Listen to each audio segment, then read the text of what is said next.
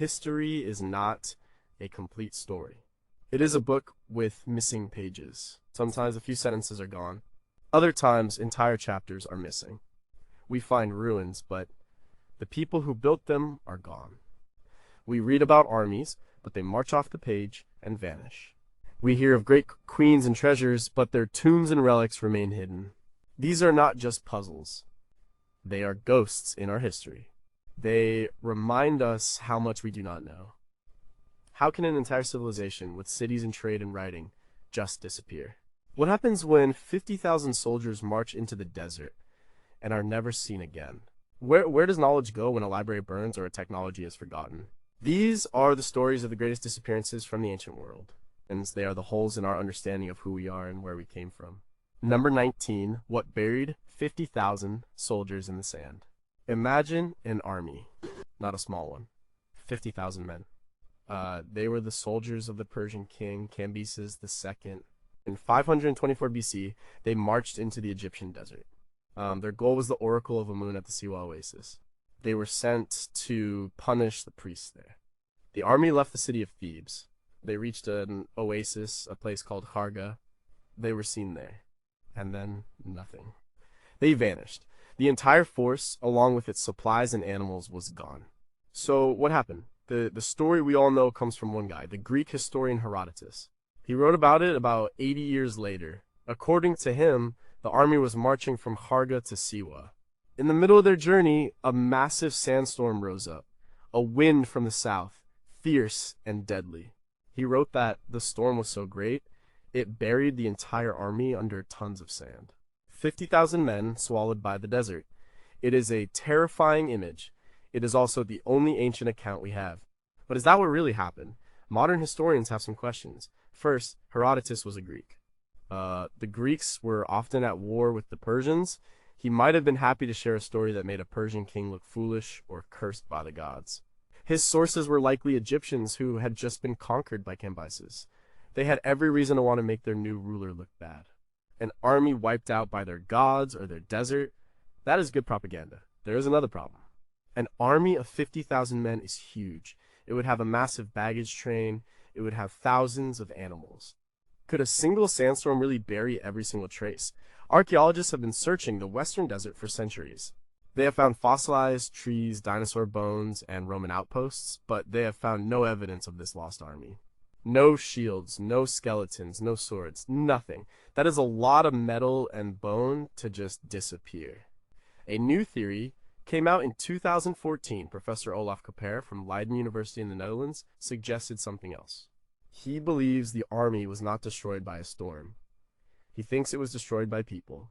He was working at an excavation in the Dakhla Oasis and found evidence of an Egyptian rebel leader named Petubastis III. This rebel fought the Persians. Kapper thinks the so-called lost army was ambushed and defeated by these rebels. If that is true, the story of the sandstorm could be a cover-up. Cambyses could not admit his elite army was beaten by a bunch of rebels.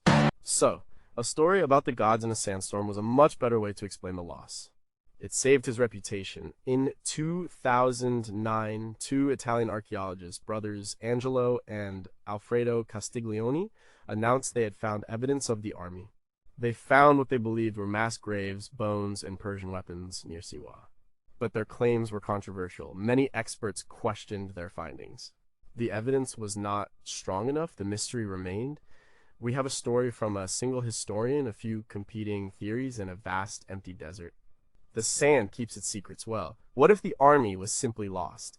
What if they ran out of water and perished, their bodies scattered over hundreds of miles?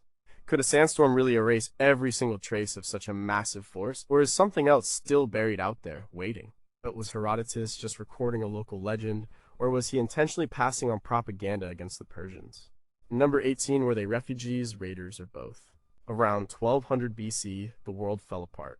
The great civilizations of the Late Bronze Age collapsed.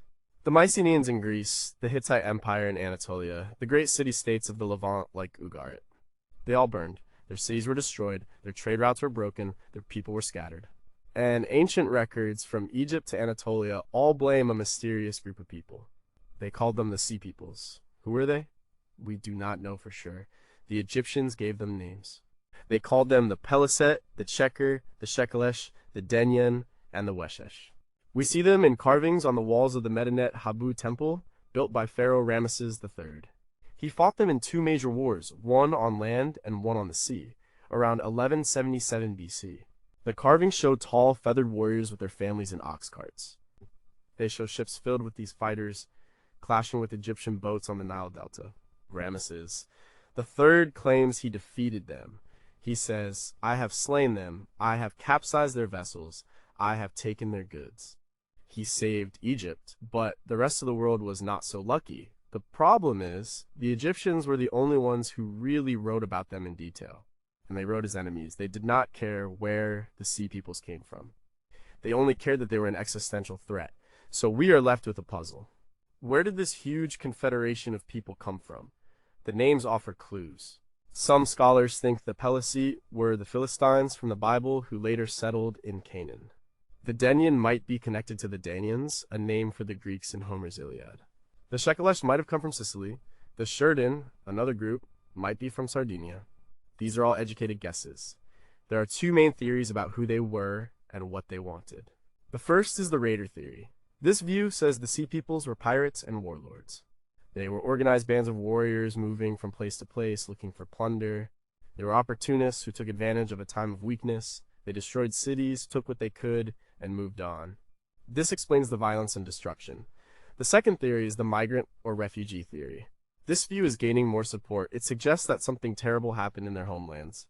It could have been widespread famine, drought, or political collapse. A study of ancient pollen and climate data from around the Eastern Mediterranean, published in the Journal of the Institute of Archaeology of Tel Aviv University, points to a severe drought that began around 1250 BC. This could have caused crop failures and forced millions of people to leave their homes in search of new lands. This would explain why the Egyptian carvings show them with their families and possessions in carts. They were not just raiding, they were moving. They were looking for a new place to live. The truth is probably a mix of both. They were likely displaced people, desperate and hungry. And desperation can lead to violence. They were migrants who became raiders out of necessity. They swept through the ancient world, and in their wake, an entire age of empires ended. The Bronze Age collapsed, and the world entered a dark age that lasted for centuries. The sea peoples did not just disappear. They either were destroyed or they settled down and assimilated into the local populations. The Peliset became the Philistines. Others may have blended into the societies of Cyprus, Turkey, or Italy. They vanished by becoming someone else. But what event could have been so catastrophic that it forced so many different peoples from so many different places to leave their homes all at once? If they were refugees, why did they engage in such organized military-style campaigns against powerful empires? And could a similar collapse driven by climate change and mass migration happen again today? Number 17, where did this enigmatic culture come from? Before the Romans built their empire, another sophisticated people dominated Italy. They were the Etruscans. They lived in a region called Etruria, which is now modern Tuscany. Between about 800 BC and 300 BC, they built wealthy cities, created beautiful art, and had a complex religion. They were skilled engineers, creating drainage systems and arches that the Romans would later perfect.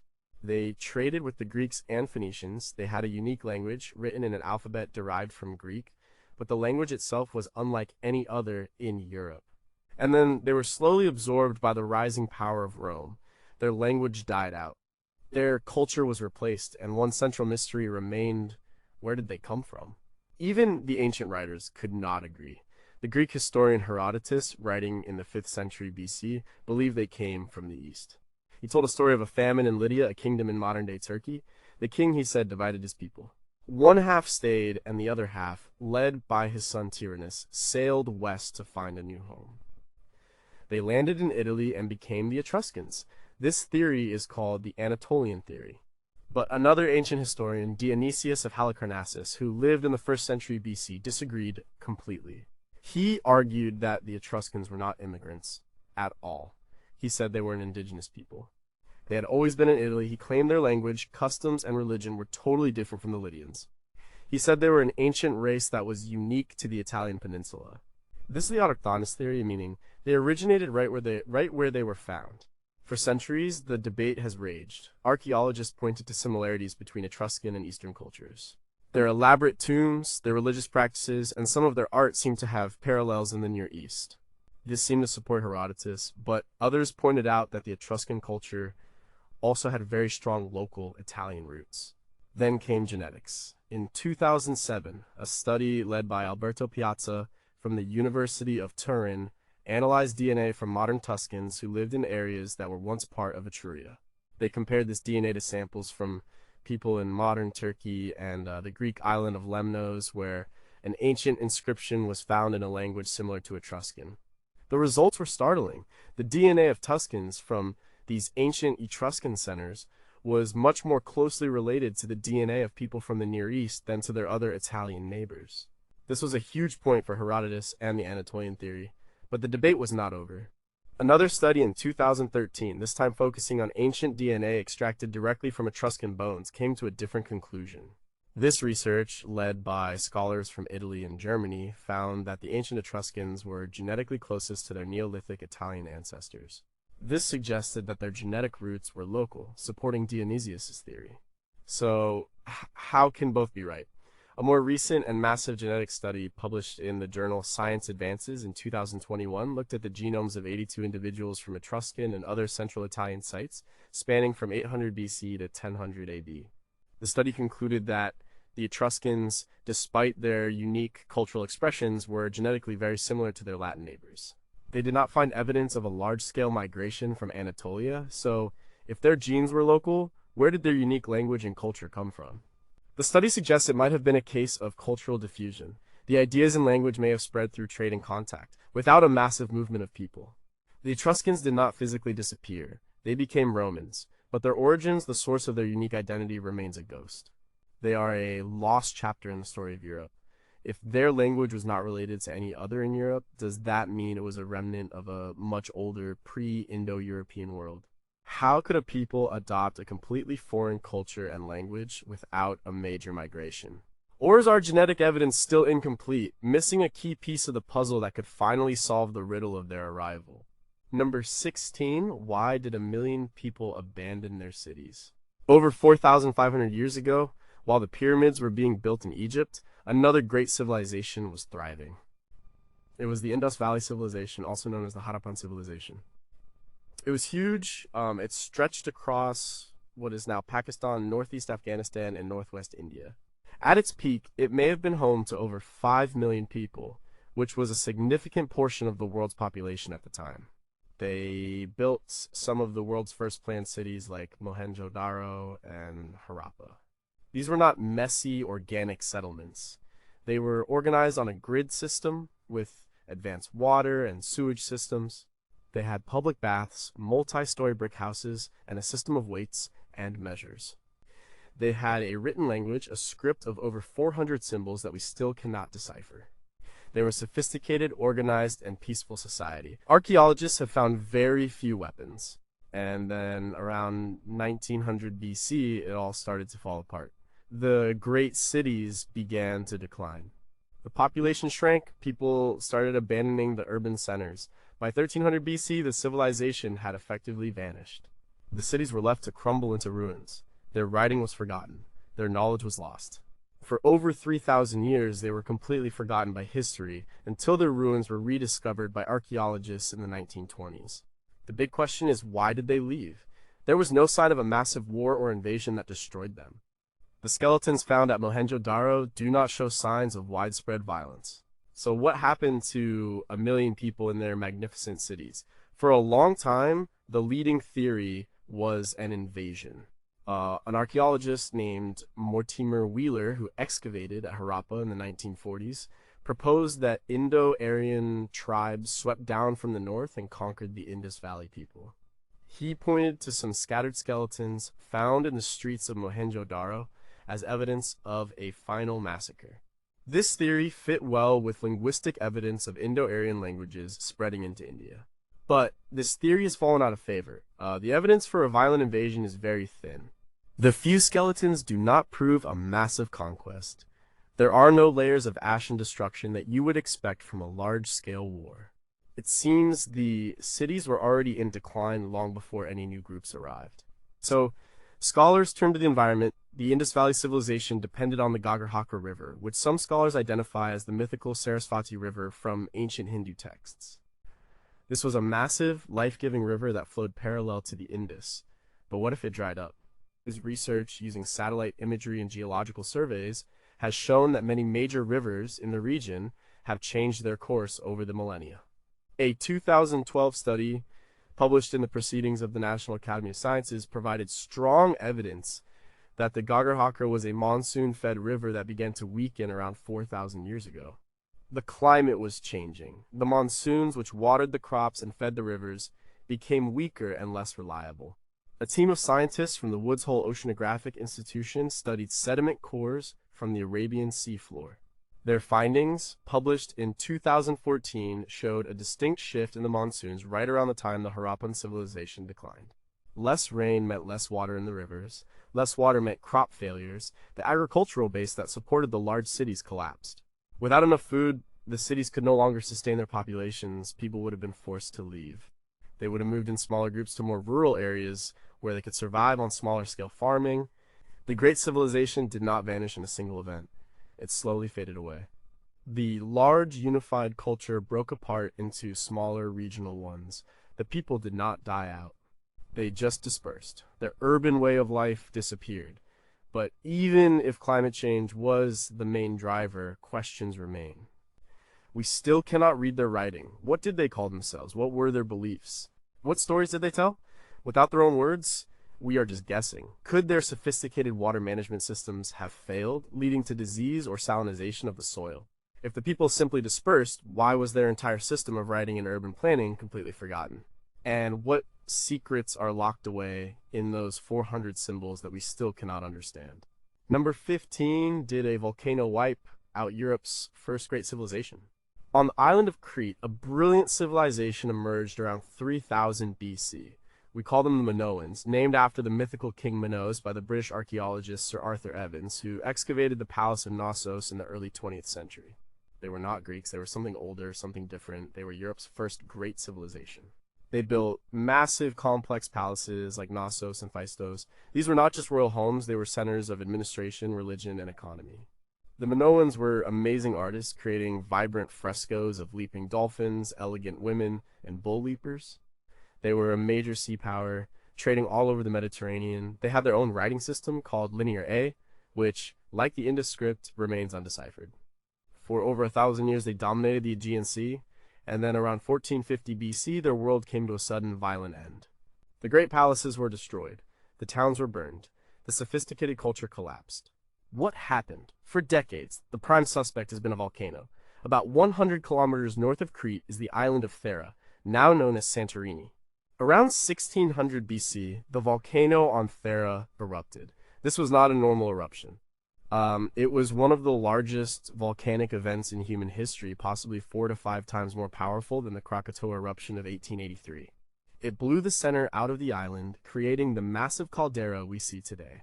The theory, first proposed by archaeologist Spyridon Marinatos in 1939, was that this cataclysmic eruption directly destroyed the Minoan civilization. The eruption would have sent massive tsunamis racing towards Crete, smashing its northern coast and destroying its powerful fleet. It would have thrown billions of tons of ash into the atmosphere, which would have fallen on Crete, poisoning the land, destroying crops, and leading to famine. It was a compelling, all-in-one explanation for the collapse. The archaeological site of Akrotiri on Thera, a Minoan-style settlement perfectly preserved under layers of ash like a prehistoric Pompeii, is a testament to the eruption's power. But there is a problem with the timeline. The Thera eruption happened around 1600 BC. The final destruction of the Minoan palaces happened around 1450 BC. That is a gap of 150 years. How could an eruption cause a collapse over a century and a half later? Some argue that the long-term environmental effects, like a volcanic winter and agricultural collapse, could have taken that long to cripple the society. But it is a big stretch. This has led to other theories. One is invasion. After the eruption, the Minoans would have been severely weakened. Their navy, the source of their power, might have been damaged. Their economy could have been in ruins. This would have made them a perfect target for an outside power, and there was a rising power right next door, the Mycenaeans from mainland Greece. After 1450 BC, we see a shift in the culture on Crete. We find Mycenaean-style weapons in tombs. A new writing system, Linear B, which is an early form of Greek, replaces the Minoan Linear A at Knossos. This strongly suggests that Mycenaean Greeks took over the island. They may have taken advantage of a post-volcano decline and conquered the remaining Minoans. Another theory points to internal strife. Perhaps the economic and social stress caused by the volcanic eruption's aftermath led to civil war. The ruling class might have been overthrown. The complex palace-based society could have collapsed from within. It was likely a combination of factors. The volcano was not a single knockout punch. It was the beginning of the end. It weakened the Minoans, damaged their economy and their morale. Then, over the next century, they struggled to recover. Finally, the opportunistic Mycenaeans arrived and took over what was left. The Minoan culture did not completely vanish. It was absorbed and transformed by the newcomers. But its unique, independent spirit was gone forever. Since we cannot read Linear A, what did the Minoans call themselves and their island? If the Mycenaeans invaded, was it a violent conquest or a more gradual takeover of a society already in shambles? And what would our world be like if this brilliant, peaceful, and artistic civilization had survived to shape the course of European history? Number 14, who were the people of the colossal heads? Long before the Maya or the Aztecs, the first great civilization of Mesoamerica rose in the tropical lowlands of south-central Mexico. We call them the Olmec. Their culture flourished from about 1500 BC to 400 BC. They are often called the mother culture of later Mesoamerican civilizations because they developed many of the things that would become common in the region, like pyramid building, the ball game, and possibly the first writing system in the Americas. But they are most famous for one thing: the colossal heads.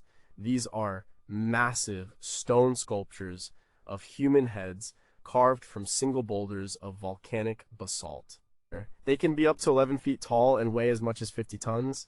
They have flat noses, thick lips, and are wearing what look like helmets. Each face is unique and incredibly realistic. 17 of these heads have been found. They are masterpieces of art and engineering. The basalt they are made from was quarried in the Tuxtla Mountains, up to 90 miles away from where the heads were found. The Olmec had no wheels and no draft animals. They would have had to move these gigantic stones using rafts, sledges, and sheer human power. It was an incredible feat. But who are the people depicted in these sculptures? The most common theory is that they are portraits of powerful Olmec rulers. The helmets might be protective gear for war or for the ritual ball game. The individual features suggest they are specific people, not generic gods. They were monuments to the power and authority of the kings who ruled great Olmec centers like San Lorenzo and La Venta. The Olmec civilization itself is a huge mystery. We do not know what they called themselves. The name Olmec comes from the Aztec language, Nahuatl, and means rubber people, a name given to the people who lived in that region much later. Their heartland was a swampy, difficult environment. Why did the first great civilization in the region emerge here and not in an easier place to live? Then there is the question of their disappearance. Around 400 BC, the Olmec civilization declined and vanished. Their great ceremonial centers were abandoned. The tradition of carving colossal heads stopped. Why? Just like with the Indus Valley and the Minoans, environmental change is a leading suspect. The Olmec heartland was built on rivers. Studies of river sediments suggest that the rivers in the area began to silt up and change their course around 400 BC. This would have disrupted their agriculture and their transportation networks. They relied on the rivers to move goods, people, and giant stone heads. When the rivers failed, their way of life may have become impossible.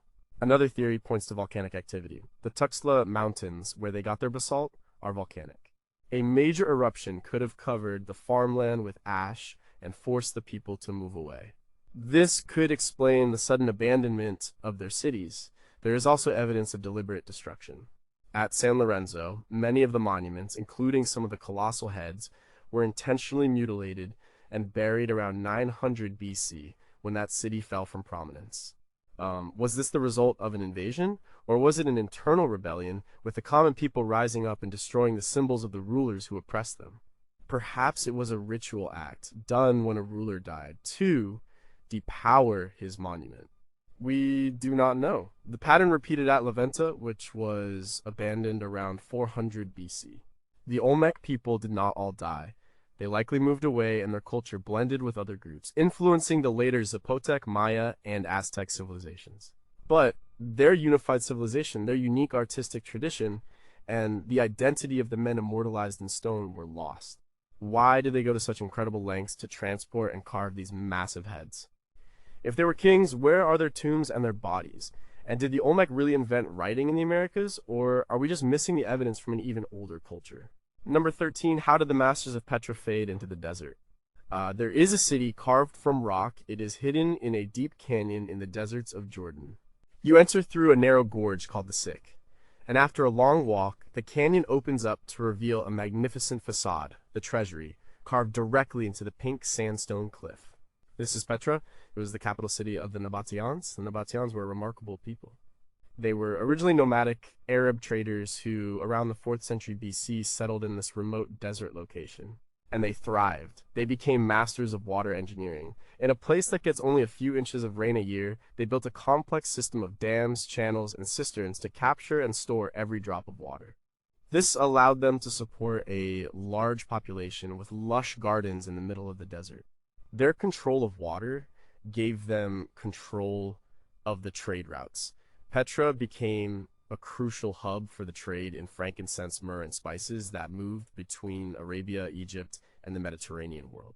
They became incredibly wealthy. Their kingdom stretched from the Sinai to northern Arabia. They were not just engineers, they were also great artists and builders. They carved hundreds of elaborate tombs, temples, and public buildings directly into the rock faces of Petra. Their culture was a unique blend of Arab, Greek, and Roman influences. They had their own language and script, a form of Aramaic. For several centuries, they were a major power in the Middle East. So where did they go? Their disappearance was not sudden. It was a long, slow fade.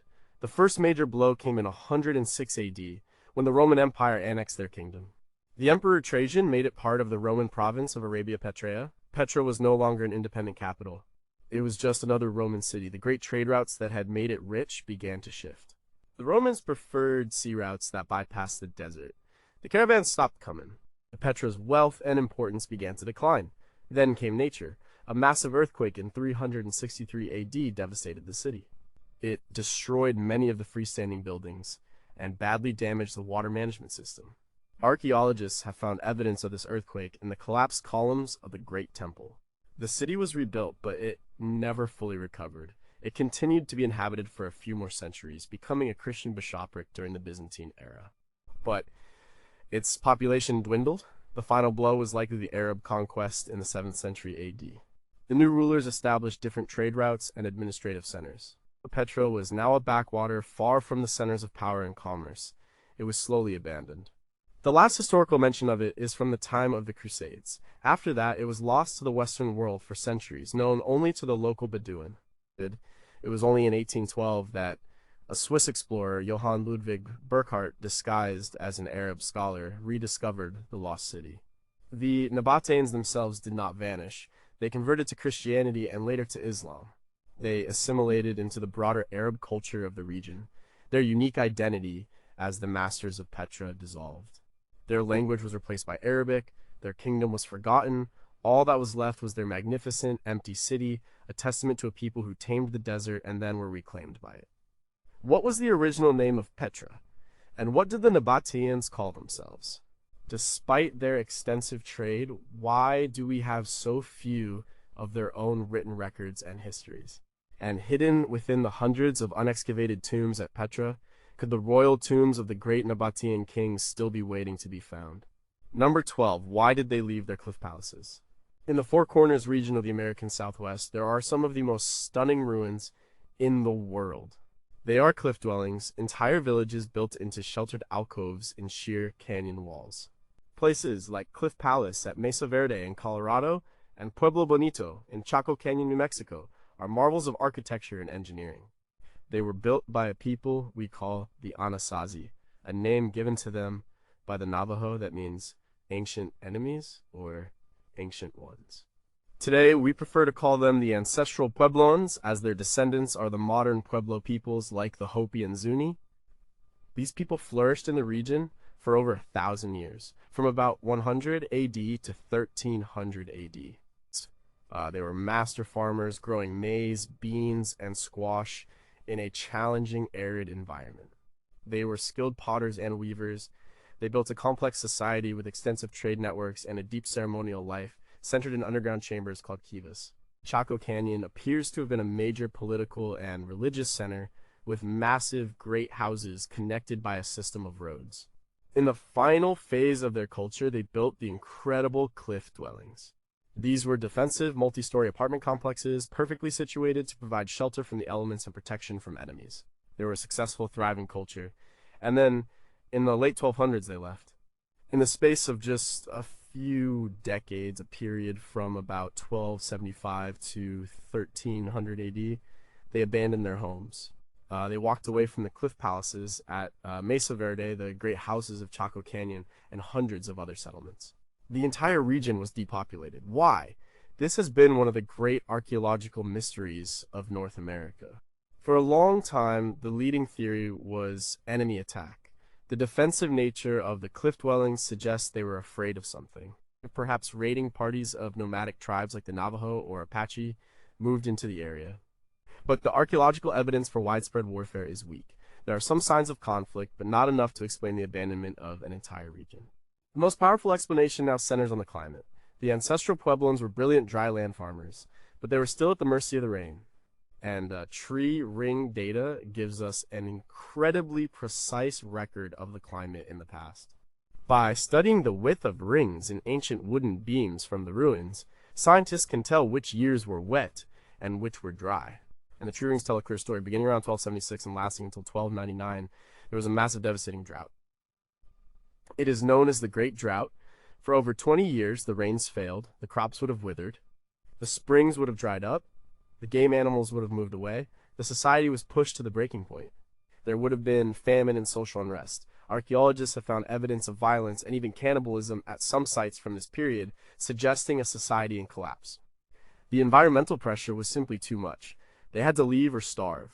So they migrated, they moved south and east towards areas with more reliable water sources like the Rio Grande Valley in New Mexico and the mesas of Arizona. They did not disappear, they resettled, and their societies reorganized. Their descendants are the Pueblo people who live in the region today. Their oral traditions tell stories of migrations from a homeland in the north. The disappearance was not of a people, but of a place. It was the end of the Chaco and Mesa Verde worlds. The reasons were likely complex. The drought was probably the main trigger, but it may have been combined with other factors like resource depletion after centuries of farming, internal social and religious conflict, and perhaps pressure from outside groups. The cliff dwellings were not abandoned in a panic. The people took their valuable possessions with them. It was an organized, intentional departure. They were moving to a better place. Why did they invest so much effort in building these massive stone structures only to abandon them a few generations later? Was there a religious or prophetic reason for their migration, as some Pueblo traditions suggest? And what final event convinced thousands of people to walk away from their ancestral homes forever? Number 11, what emptied the great jungle cities. In the dense rainforests of southern Mexico, Belize, and Guatemala, the ruins of spectacular cities lie tangled in vines. Tikal, Copan, Calakmul. These were the great centers of the classic Maya civilization. From about 250 AD to 900 AD, the Maya built a civilization that was arguably the most advanced in the Americas. They developed a complex hieroglyphic writing system, the only true writing system in the pre-Columbian Americas. They were brilliant astronomers and mathematicians who invented the concept of zero independently of the old world. They created a complex and accurate calendar. They built towering pyramid temples and vast palaces without metal tools, wheels, or draft animals. Their society was organized into a network of competing city-states, each ruled by a divine king. For over 600 years, this world flourished, and then in the southern lowlands where the civilization was most developed, it fell apart.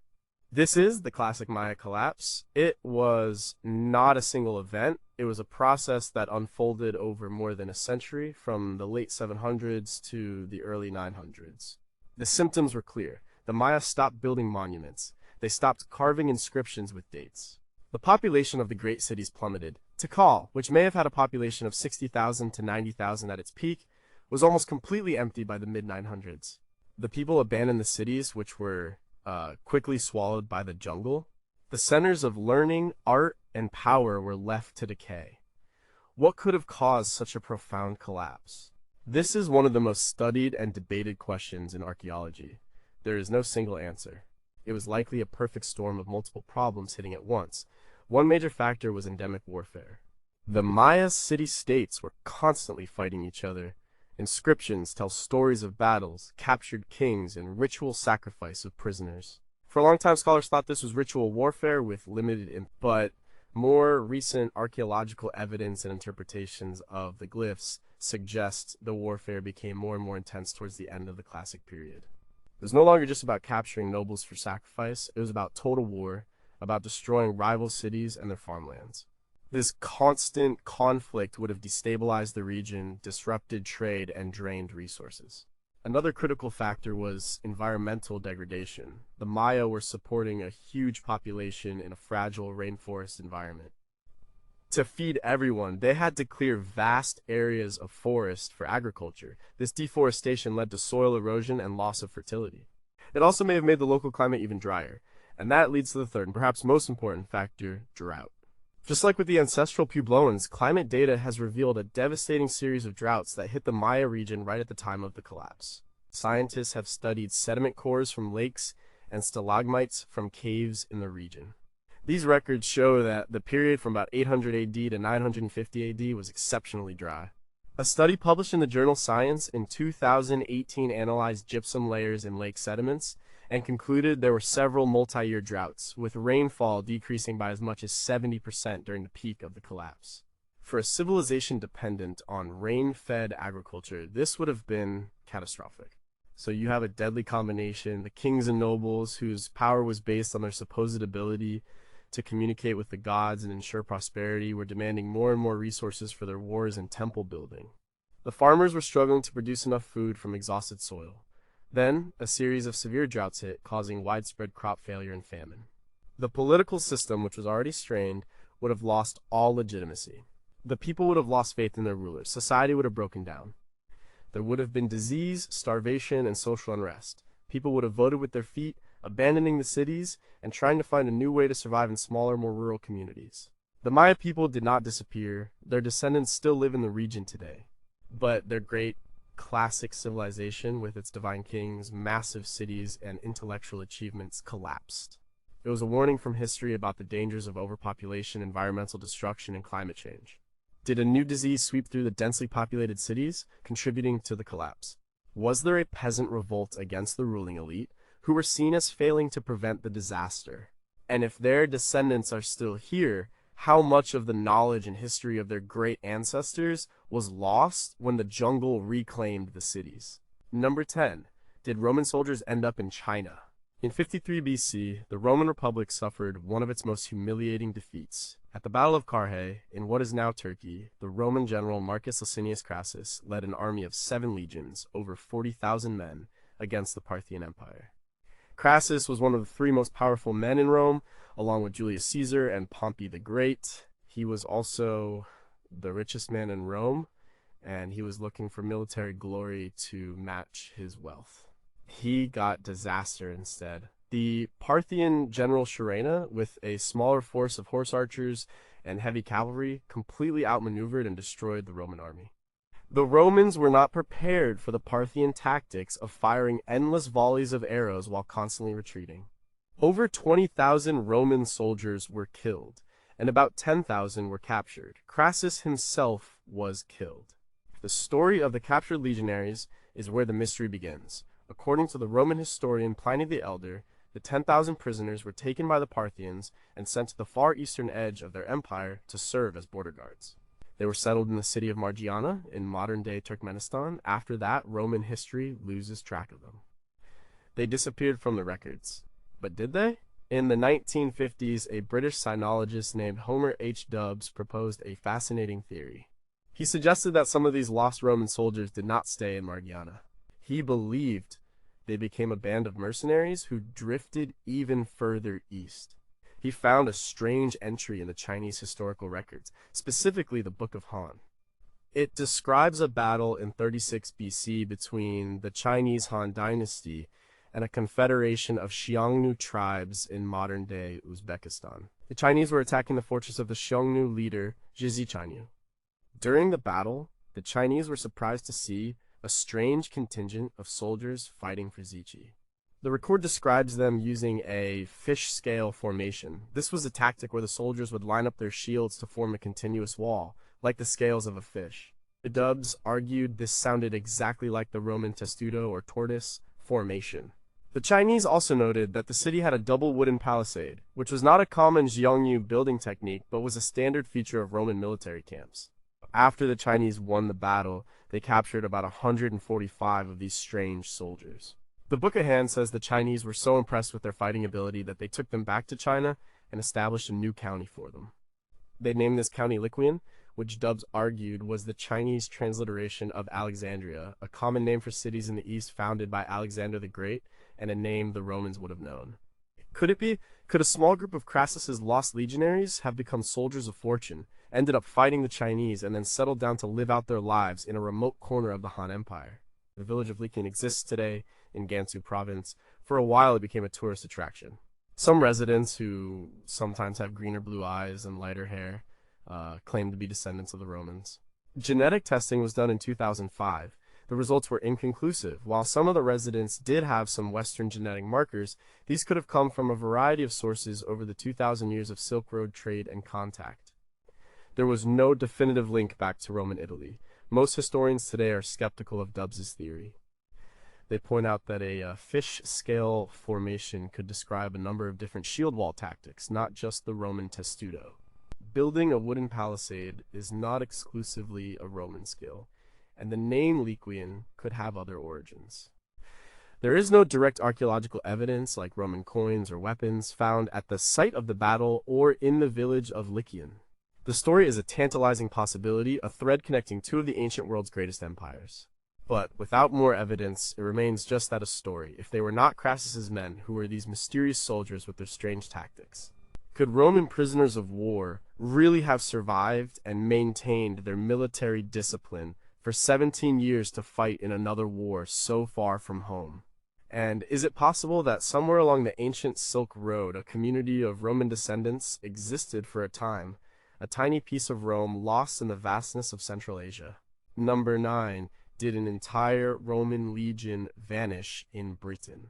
The Legio, the 9th Hispana, the 9th Legion, was a tough, experienced unit of the Roman army. It had fought with Julius Caesar in Gaul.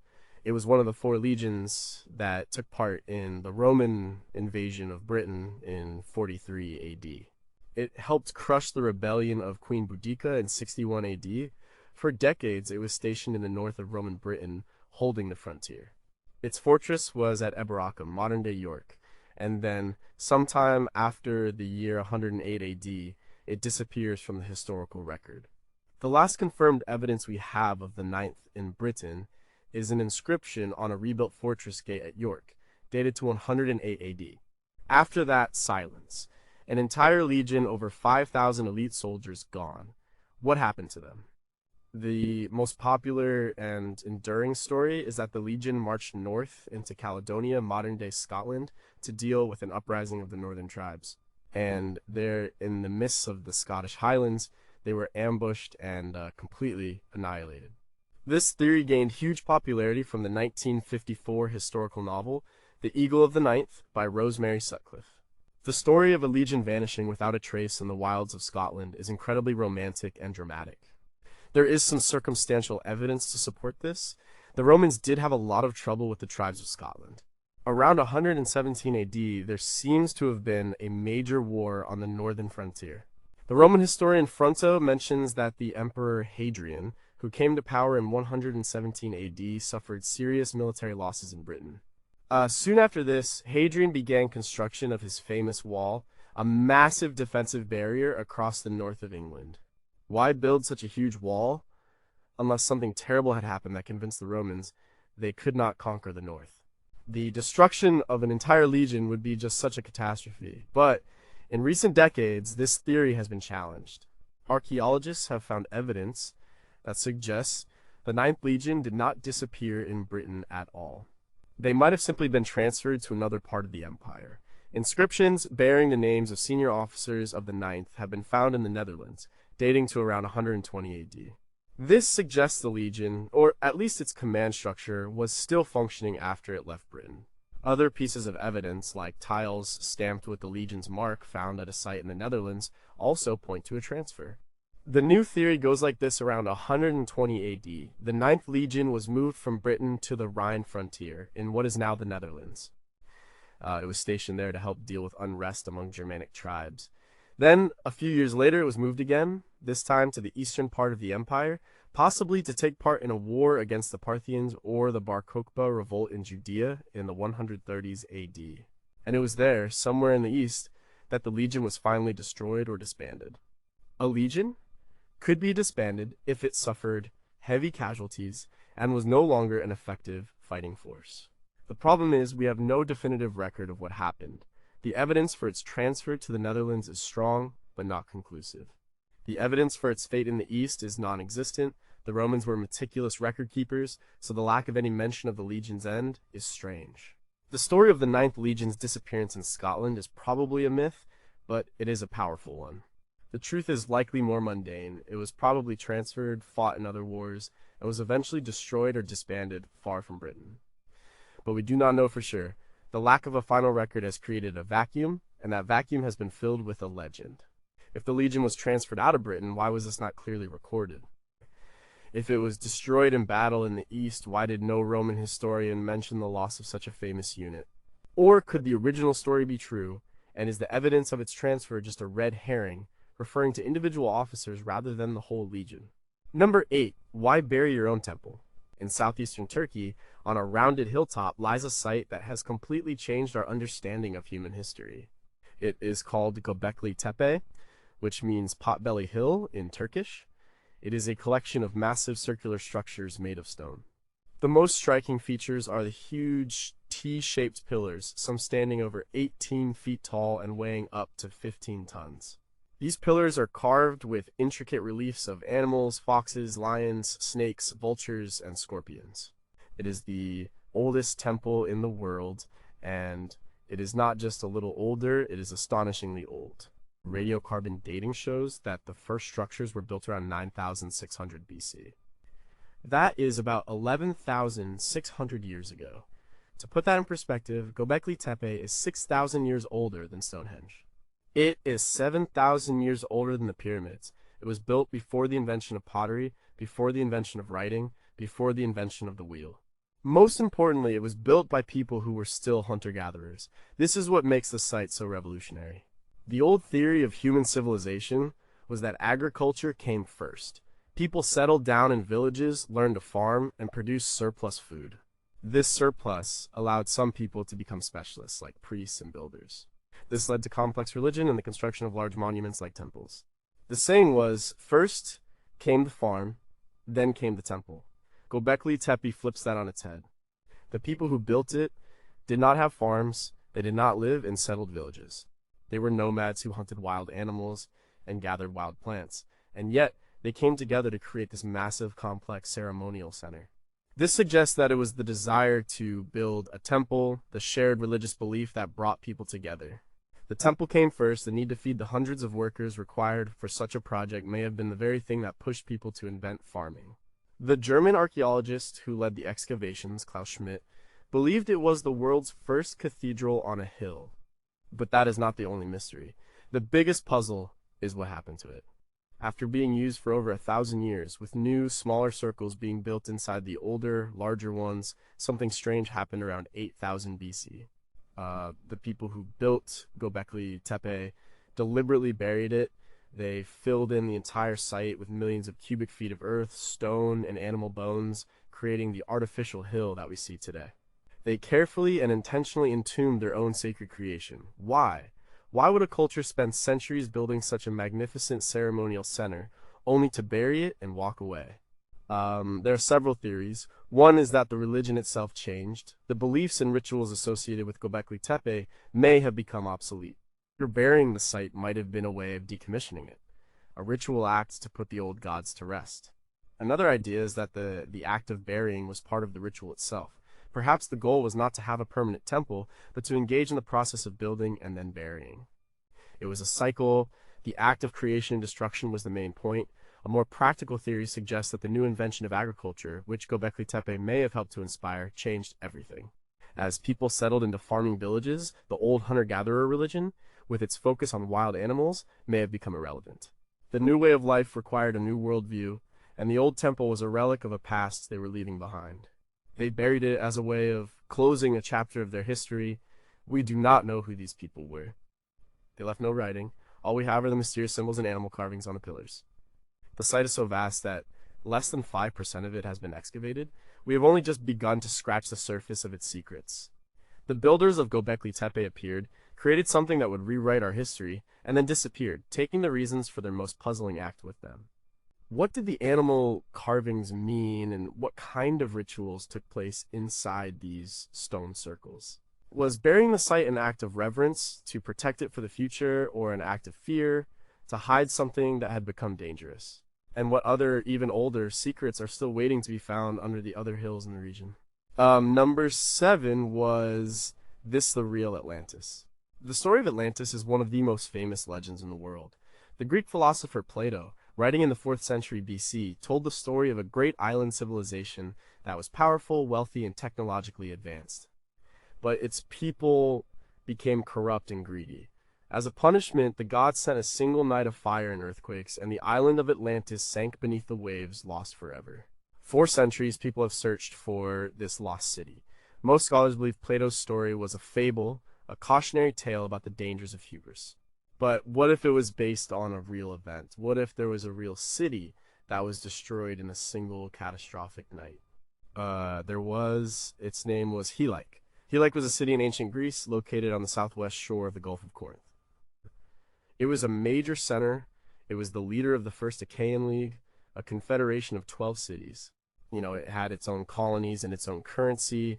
It was famous for its temple and sanctuary dedicated to Poseidon, the god of the sea and earthquakes. Pilgrims came from all over the Greek world to worship at Helike. Then, in the winter of 373 BC, it vanished. The ancient writers tell a clear and terrifying story. First, there were strange omens. Snakes, mice, and other animals were seen leaving the city in streams, heading for the hills. Then, a massive earthquake struck in the middle of the night. The city, which was built on unstable, sandy soil, was destroyed. But that was not all. The earthquake triggered a huge tsunami. A massive wave rose from the Gulf of Corinth and washed over the ruins, submerging the entire city. When morning came, Helike was gone. 10 Spartan ships that were anchored in the harbor were dragged down with it.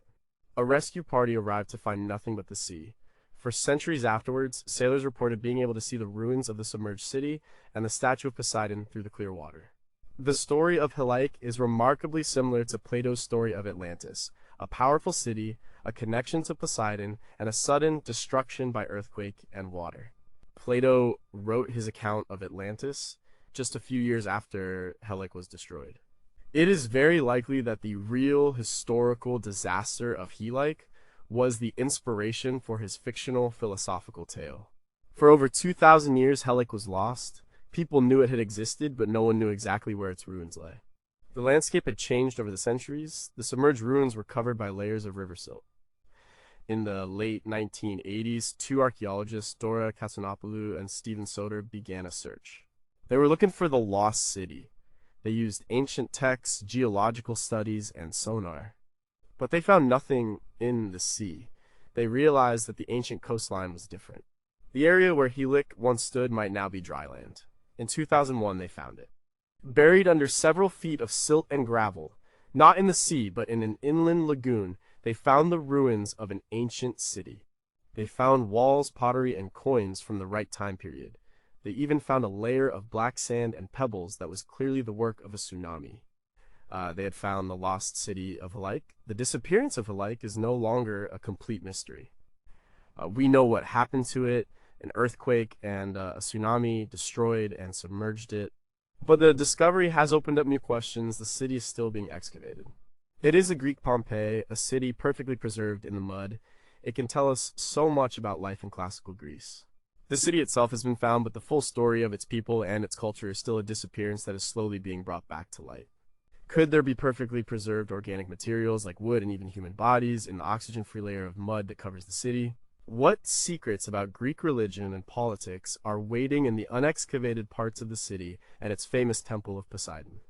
And how many other lost cities from ancient legends are not lost at all, but simply buried, waiting for someone to look in the right place?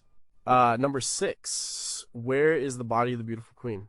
Nefertiti was one of the most powerful and enigmatic women of the ancient world. Her name means the beautiful one has come. She was the great royal wife of the pharaoh Akhenaten, who ruled Egypt in the 14th century BC.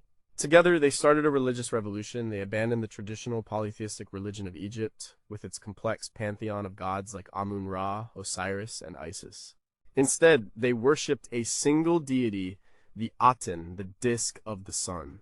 They moved the capital of Egypt from Thebes to a new city they built in the desert called Amarna. In the art from this period, Nefertiti is shown in ways no queen had been before. She is shown driving her own chariot, leading worship, and even smiting Egypt's enemies, a role usually reserved for the pharaoh.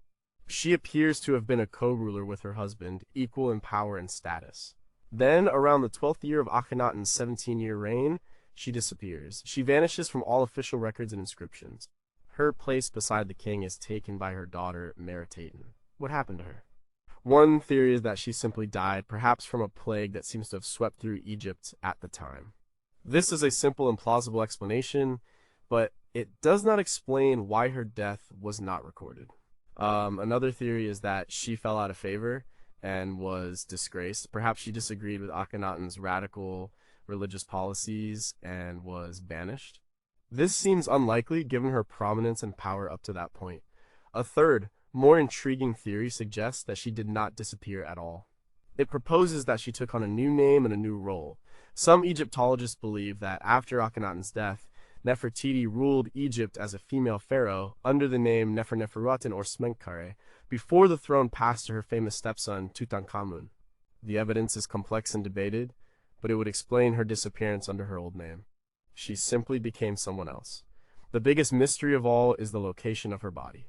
Despite being one of the most famous figures in Egyptian history, her tomb has never been found. The royal tombs at Amarna were desecrated after Akhenaten's death, when Egypt returned to its old gods. But the mummies of the Amarna royal family were likely moved to the Valley of the Kings at Thebes for reburial. The mummy of Akhenaten has possibly been identified. The mummies of other family members have also been found. But Nefertiti is missing. In 2015, the British Egyptologist Nicholas Reeves made a sensational claim. Using high-resolution scans of the walls of Tutankhamun's tomb, he saw what he believed were faint lines indicating 2 hidden doorways in the burial chamber. He proposed that Tutankhamun's tomb was just the small outer antechamber of a much larger tomb, and he believed that larger tomb belonged to Nefertiti. The theory was that Tutankhamun died unexpectedly young, and the priests, in a hurry, sealed off the main tomb of his stepmother and buried him in the entrance. It was a thrilling idea. The world held its breath, but subsequent radar scans have been inconclusive and controversial. Some scans seem to show hidden chambers, while others showed nothing. As of now, the theory remains unproven. We have her face. The famous painted bust of Nefertiti, discovered in 1912 in the workshop of the sculptor Thutmose at Amarna, is one of the most iconic works of art in the world. We know what she looked like, but we do not know how she died or where she lies. The quest to find the tomb of the beautiful queen is one of the great remaining adventures in Egyptology. Did Nefertiti rule as a pharaoh in her own right? And if so, why was her reign erased from history? Is it possible her tomb was so well hidden that it remains undiscovered, even in the well-explored Valley of the Kings? Or has her mummy already been found, but lies unidentified among the many unnamed royal mummies in the Cairo Museum? Number 5, how can the world's most famous couple be lost? Cleopatra VII and Mark Antony. Their story is one of history's greatest romances. She was the last pharaoh of Egypt, a brilliant and charismatic ruler. He was a powerful Roman general, a loyal follower of Julius Caesar. Their love affair and political alliance challenged the might of Rome itself. They dreamed of a great Eastern empire ruled from Alexandria, but their dream died at the Battle of Actium in 31 BC, where they were defeated by their rival Octavian, the future Emperor Augustus. After the defeat, they fled back to Egypt. Octavian's forces followed. Knowing all was lost, Antony committed suicide, dying in Cleopatra's arms. A few days later, rather than be paraded through the streets of Rome as a captive, Cleopatra also took her own life famously by the bite of an asp. The ancient writers, like the Roman historian Plutarch, tell us what happened next. Octavian, despite being their enemy, respected them. He gave them a magnificent funeral and ordered that they be buried together in the same tomb. Then Plutarch writes that the tomb was a lofty and beautiful monument located near a temple of the goddess Isis in Alexandria. And that is the last we hear of it. The final resting place of the most famous couple in the ancient world has never been found. How is this possible? Alexandria was a huge and important city for centuries. How could such a major monument just disappear? The main reason is that the ancient city of Alexandria is now buried under the modern one. The city has also been hit by numerous earthquakes and tsunamis over the centuries. A significant part of the ancient royal quarter, where the tomb was likely located, is now underwater in the city's harbor. For a long time, it was assumed that the tomb was either destroyed by an earthquake or is now lying at the bottom of the sea. But in recent years, a new theory has emerged. An archaeologist from the Dominican Republic, Kathleen Martinez, has been searching for the tomb for over a decade. She believes that everyone has been looking in the wrong place. She argues that Cleopatra, who identified herself with the goddess Isis, would have wanted to be buried in a sacred place associated with the goddess. She thinks Cleopatra would have arranged for her and Antony's bodies to be moved to a temple outside the city, a place where their tomb would be safe. Her search has focused on a site called Taposiris Magna, about 30 miles west of Alexandria. It is an ancient temple dedicated to Osiris, the husband of Isis. Martinez believes this is the most logical place for Cleopatra to have prepared her tomb, and her excavations have found some tantalizing clues. She has found a cemetery with mummies from the right period who were buried facing the temple, suggesting the temple was very important. She has found coins with Cleopatra's face on them. She has uncovered a series of tunnels deep beneath the temple. In 2022, a major discovery was made: a huge 1,300-meter-long tunnel under the temple, which experts called a geometric miracle. Martinez believes this tunnel could be the key. She thinks the tomb itself may be located somewhere off one of these tunnels or in a yet-to-be-discovered chamber within the temple complex. The search is ongoing. It is a long shot, but it is the most promising lead in centuries. Finding the tomb of Cleopatra and Mark Antony would be one of the greatest archaeological discoveries of all time. It would be a direct link to a woman who changed the course of history. Did Octavian really bury them with honors, or did he, in a final act of political dominance, have their tomb destroyed to erase their memory? Could the tomb have been looted and destroyed in the religious riots that rocked Alexandria in later centuries? Or is Kathleen Martinez right, and are we on the verge of finding the lost lovers in their secret resting place? Number 4, did a sacred treasure simply disappear? It is perhaps the most famous and mysterious religious artifact in history. The Ark of the Covenant, according to the Hebrew Bible, it was a chest made of acacia wood covered in gold. On top of it were 2 golden cherubim, their wings outstretched. Inside, it held the stone tablets on which God had inscribed the 10 Commandments. It was not just a container, it was the symbol of God's presence among his people. It was a powerful, sacred, and dangerous object. The Bible tells stories of the Ark's power. It parted the Jordan River. It brought down the walls of Jericho. Looking at it or touching it improperly could lead to death. For centuries, it was the most sacred object in Judaism, housed in the Holy of Holies, the innermost sanctuary of King Solomon's temple in Jerusalem. And then it vanished. The last time the Ark is mentioned in the Bible is in the 2nd book of Chronicles, which describes it being in the temple during the reign of King Josiah in the 7th century BC. After that, the historical trail goes cold. In 587 BC, the Babylonian king Nebuchadnezzar II conquered Jerusalem. He destroyed Solomon's temple and carried off its treasures to Babylon. The Bible lists the treasures that were taken.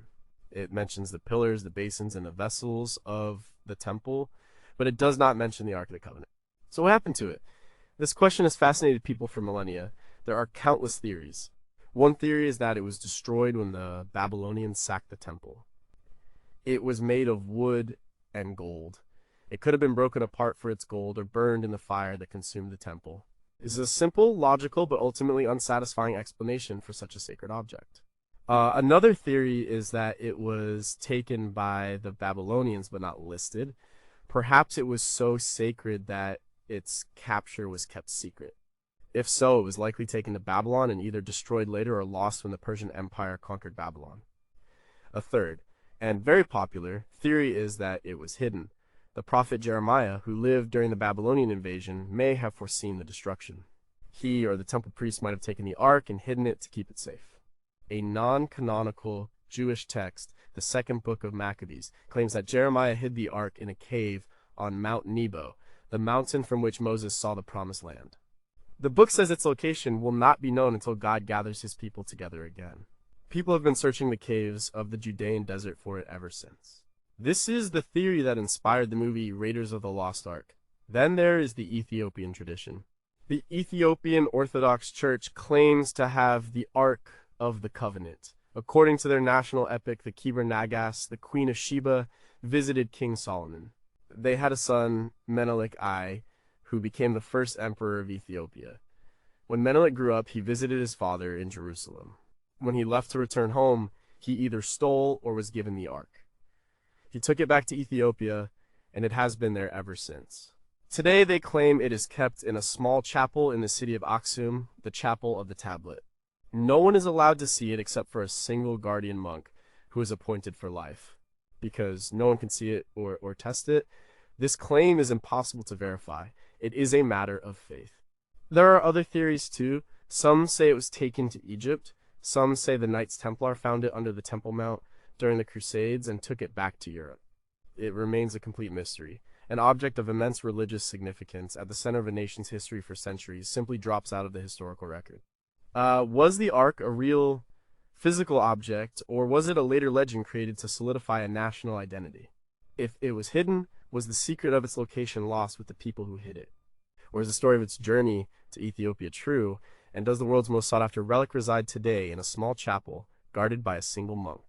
Number 3, how was such advanced knowledge lost for 1,500 years? In the year 1900, a group of Greek sponge divers were sheltering from a storm near the small island of Antikythera. When the storm passed, they decided to dive in the area. What they found was a shipwreck from the ancient world, filled with marble statues and other treasures. Over the next year, they recovered many artifacts from the wreck. Among them was a lump of corroded bronze, about the size of a large book. It was ignored at first, thought to be just a piece of rock or wood, but then it broke apart, revealing intricate gear wheels inside. No one had ever seen anything like it from the ancient world. This was the Antikythera mechanism. For decades, scientists struggled to understand what it was. It was so complex. It was only with the development of advanced X-ray and scanning technology in the 21st century that researchers were finally able to see all of its internal workings. And what they found was breathtaking. The Antikythera mechanism was an ancient analog computer. It was a complex clockwork model of the cosmos. It was built around 150 to 100 BC. It had a hand crank on the side. When you turned the crank, the gears moved a series of pointers on dials on the front and back of the device. The front dial showed the position of the sun and the moon in the zodiac. It also had a pointer for the 5 planets that were known at the time: Mercury, Venus, Mars, Jupiter, and Saturn. The back dials were even more amazing. One showed the cycles of the moon. The other was a calendar that could be used to predict solar and lunar eclipses. It even took into account things like the variable speed of the moon's orbit. It was a mechanical calculator of astonishing genius. The level of scientific and engineering skill required to build this device is staggering. It had over 30 precision bronze gears. The design incorporated theories of astronomy from the Babylonians and the Greeks. It was a level of mechanical complexity that would not be seen again in the world until the great astronomical clocks of the 14th century in Europe, over 1,500 years later. This raises a huge and disturbing question. If the ancient Greeks could build something this complex in the 2nd century BC, what else could they do?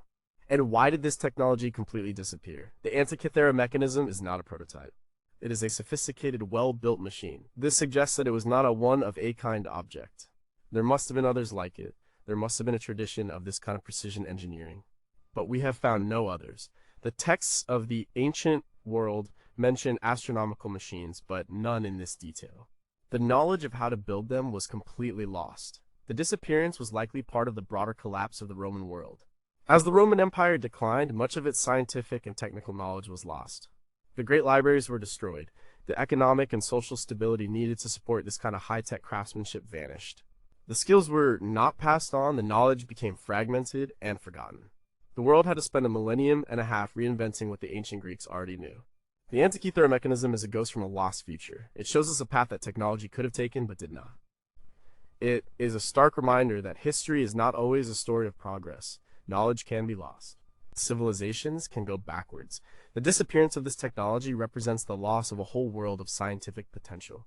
Who was the genius who designed this device? Was it Archimedes, who was known to have built such models, or some other unknown master? If other similar devices were made, where are they? Were they simply melted down for their bronze? And what would our world look like today if this tradition of mechanical engineering had not been lost, but had continued to develop for the last 2,000 years? Number 2, was the greatest collection of knowledge deliberately destroyed? There was a library in the ancient world that was said to contain all of human knowledge, the Great Library of Alexandria. Founded by Ptolemy I, one of Alexander the Great's generals, in the 3rd century BC, it was more than just a library. It was a research institution, a university called the Museum, or Home of the Muses. Scholars from all over the Mediterranean world came to Alexandria to study. The library's goal was ambitious to collect a copy of every book in the world. The agents were sent out to buy scrolls, ships that docked in Alexandria's harbor were searched, and any books found were seized. They were copied by scribes, and the copies were returned to the owners. The originals were kept for the library. At its peak, it may have held hundreds of thousands of scrolls. This was where the foundations of Western science and scholarship were laid. Eratosthenes calculated the circumference of the earth with stunning accuracy here.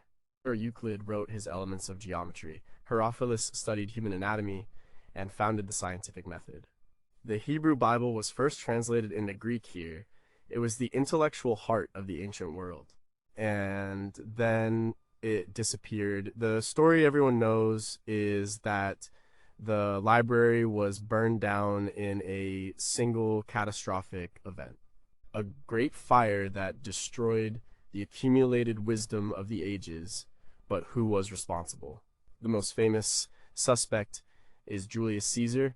In 48 BC, during his civil war, he was besieged in Alexandria. He set fire to the enemy's ships in the harbor. According to some Roman writers, the fire spread and accidentally burned down the library. But other sources say it only burned a warehouse near the docks that contained scrolls meant for export, not the main library itself. Another suspect is the Christians. In 391 AD, the Roman Emperor Theodosius ordered the closure of all pagan temples. The Serapeum, a temple which housed a smaller daughter library of Alexandria, was destroyed by a Christian mob. It is possible. Many scrolls were lost then. The final suspect is the Arab general Amr ibn al-Az, who conquered Alexandria in 642 AD. A much later story tells of him asking the caliph what to do with the books. The caliph supposedly replied, "If these books agree with the Quran, they are not needed. If they disagree, they are not desired. Destroy them." According to the story, the scrolls were used to heat the city's bathhouses for 6 months. Most historians today believe this story is a fabrication, a piece of anti-Muslim propaganda written centuries later. The truth is probably less dramatic and more tragic. The Great Library of Alexandria likely did not disappear in a single fire. It died a slow death over centuries. It declined due to a combination of factors. The funding dried up as the Ptolemaic dynasty weakened. Scholars were purged for political reasons. The shift from papyrus scrolls to parchment codices made the old collection obsolete and difficult to maintain. There were likely several fires over the centuries, including Caesar's and others, that damaged parts of the collection. The destruction of the Serapeum was another blow. By the time the Arabs arrived, the Great Library as a central institution had probably ceased to exist. Its collection was likely scattered, neglected, and slowly lost to time, decay, and neglect. The disappearance was not an event, it was a process, it was a slow creeping erosion of knowledge. But the result was the same. An unimaginable amount of ancient literature, history, and science was lost forever. We have only a fraction of what once existed. The loss of the Library of Alexandria is the greatest intellectual disaster in Western history. How many scrolls were truly in the library, and what percentage of ancient knowledge did we lose? What scientific discoveries or historical truths are gone? because the only copies of certain books were lost in Alexandria. And if the library had survived, could it have prevented the so-called Dark Ages and accelerated human progress by 1,000 years? Number 1. What wisdom did we lose forever? He was known simply as the philosopher. For over 1,000 years in Europe and the Islamic world, Aristotle was the ultimate authority on almost everything. He was a student of Plato and the teacher of Alexander the Great. He wrote about logic, physics, biology, metaphysics, ethics, politics, poetry, and more. He was one of the most brilliant and encyclopedic minds that ever lived.